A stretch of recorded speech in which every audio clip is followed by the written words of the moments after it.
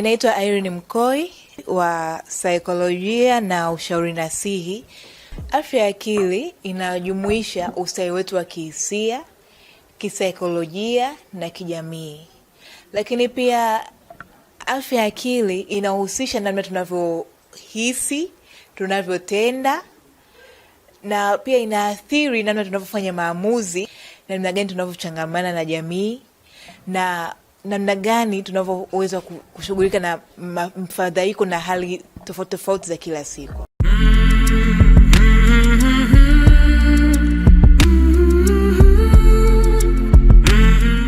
Changamoto za afya ya akili ni nyingi, lakini tunapozungumzia kwa sababu, kwanza tutambue kwamba kila mtu yuko katika hatari fulani ya kuweza kupata shida ya afya ya akili. Haijalishi umri, kabila, kipato, wala rangi. Yani haijalishi una hali gani, afya ya akili unaweza uko katika hatari ya kuweza kupata afya ya akili. Lakini kuna mambo kadhaa ambayo yanaweza kupelekea mtu kuwa na changamoto ya afya ya akili. Kuna sababu za magonjwa sugu, kama vile tunapozungumzia mtu mwenye kisukari na maanisha diabetes. Huyu kwa sababu ni ugonjwa sugu na ni ugonjwa wa muda mrefu.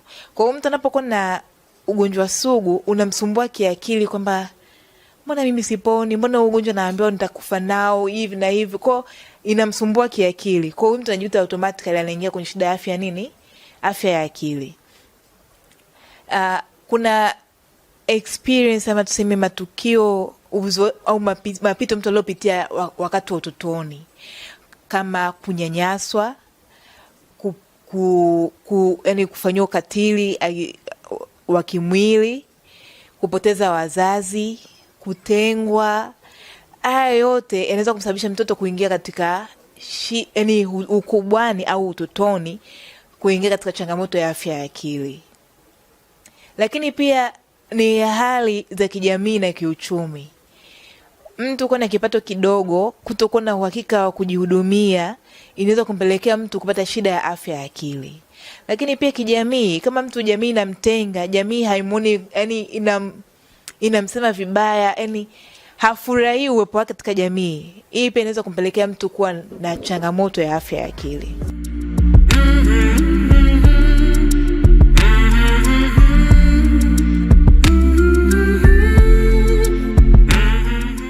Kumtambua mtu mwenye changamoto ama shida ya afya ya akili, kuna namna nyingi za kumtambua. Kwa mfano, hapa nitaelezea baadhi ya dalili ama za mtu kuwa na shida ya afya ya akili. Mtu anaweza kuwa na tabia ya kula sana ama kula kidogo. Wataalamu wanaita eating disorder. Lakini pia kupata usingizi ama kushindwa kupata usingizi. Yani kuna maanisha mtu anaweza kana lala sana au muda mwingine aka hawezi kabisa kupata usingizi. Lakini pia kukasirika ovyo.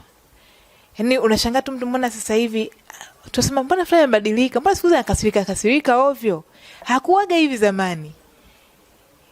Lakini pia tunaweza tukakuta mtu anaamini vitu ambavyo si vya kweli, ama nasikia kuamini ama kusikia sauti ambazo si za kweli. Kwa mfano umekaa, unaweza kujihisi kwamba mbona kama nje wananisema, au mbona kama nasikia ananiita, lakini hakuna anaye kusema wala hakuna anaye kuita. Kama mtu alikuwa ni mwenye ana tabia ya kuwa na furaha muda wote, anachangamana na watu muda wote, huyu mtu akiwa na shida ya afya ya akili hataweza tena kuchangamana na watu kama ilivyokuwa kawaida. Atakuwa ni mtu anayejitenga na watu. Hata zile shughuli alizokuwa akizifurahia kuzitenda hapo awali, kwa mfano watu wa muziki unakuta mtu anapenda muda mwingi kupiga piano, lakini akiwa na tatizo tu ya afya ya akili utakuta muda mwingi hatofanya, yani hatakuwa akipiga piano kama alivyofanya awali, na mwingine asipige kabisa. Utendaji wake wa shughuli utabadilika. Atakuwa aidha mtu mwenye hasira muda wote, atakuwa aidha anakula sana ama anakula kidogo, atakuwa anapata shida ya usingizi au atakuwa analala sana. Kwa inategemea na mtu, ila kutakuwa na mabadiliko ya tabia na utendaji kwa huyu mtu.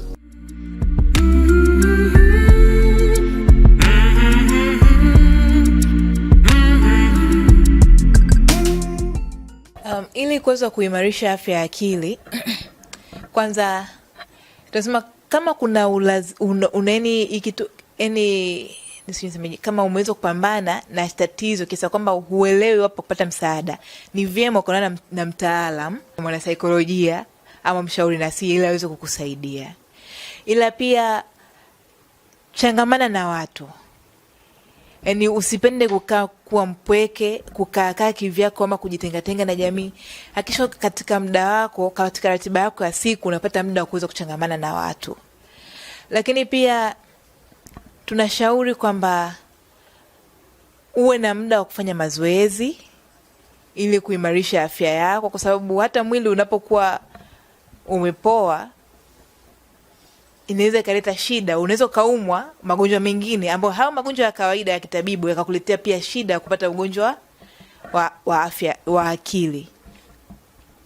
Lakini pia tunashauri watu waweze kufanya vitu ambavyo vinawapatia wao furaha. Tumezoea kusema hobby, kwamba jaribu basi hata kwa siku kile kitu ambacho kinapatia furaha ama ni hobby yako uweze kukifanya, ama hata kwa wiki. Kama unapenda kudance, weka ratiba yako, weka kama kwa muda fulani nitafanya dancing. Kama unapenda kuimba, yani kile ambacho kinakupatia furaha. Lakini pia kupata muda wa kupumzika wa kutosha, kwamba usiwe mtu ambaye unaji-overwork kwamba 24/7 huko kazini unasema kwa sababu utafute pesa. Okay, tutafute pesa ndio, lakini tukae kujua kwamba hiyo pesa pasipokuwa na afya, hiyo pesa tuliyoitafuta itatumika kututibu. Kwa hiyo hakikisha kwamba pia unapata muda wa kupumzika. Lakini usingizi ni kitu cha muhimu kwa ajili ya afya ya binadamu ya kawaida tu. Kwa mtu unapojinyima usingizi kwa ajili ya kutafuta pesa, unapojinyima usingizi kwa ajili ya mambo mengine, unajitesa. Kwa ni bora ukapata muda mzuri wa kupumzika, ukapata muda mzuri wa kulala, ili kwamba mwili wako unapoingia katika majukumu ya baadaye uwe uko fit na una nguvu ya kuweza kupambana na kazi zilizoko mbele yako. Lakini pia tunafahamu kwamba jamii tunakumbana changamoto mbalimbali. Kwamba leo tunaweza tukapambana na tukagombana, either ni marafiki, wenzi na kadhalika. Ila ningeshauri kwamba tusiwa tuweka wa kubeba vitu moyoni. Tumefahamu ama kusikia wengi wanapokuwa ama kusikia tu mtu anakuwa na panic attack, anakuwa na shambulio la moyo na kadhalika. Haya yanatokana na kubeba vitu moyoni. Hata kama ni ugomvi, changamoto unayokutana nayo unapoijaza moyoni, hii inakupelekea kuweza kupata stress. Na stress usipoitibu inakupelekea kupata depression. Kwa unaona kwamba ubebaji wa vitu moyoni unaweza kukuletea changamoto za afya ya akili mlolongo kwa mlolongo.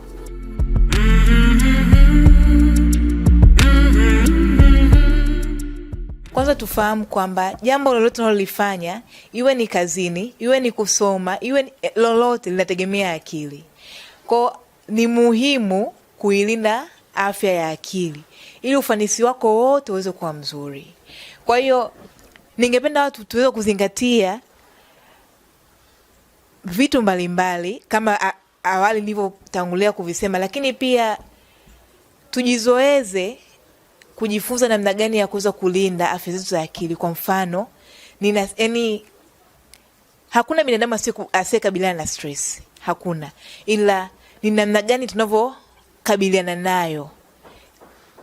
Tunavyopambana nayo tunaweza kusaidia kwamba tukalinda afya yetu ya akili ama tukifanya afya yetu ya akili iwe dhaifu.